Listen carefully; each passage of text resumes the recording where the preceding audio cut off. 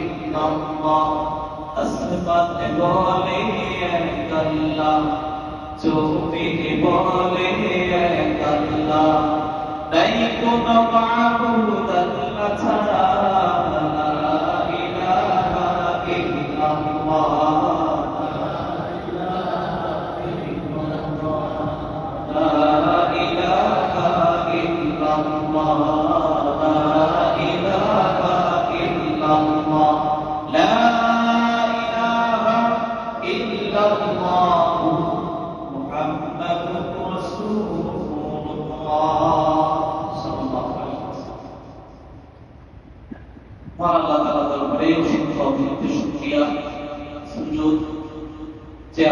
আমাদেরকে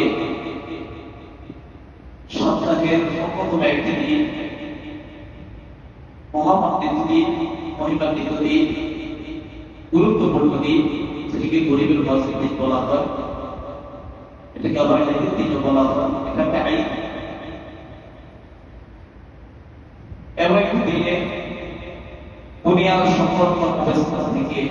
নিজেকে ফারেক করে দিয়ে পৃথক করে দিয়ে পবিত্র একটি জায়গা মসজিদে সমবেত হওয়ার তৌফিক দান করেছেন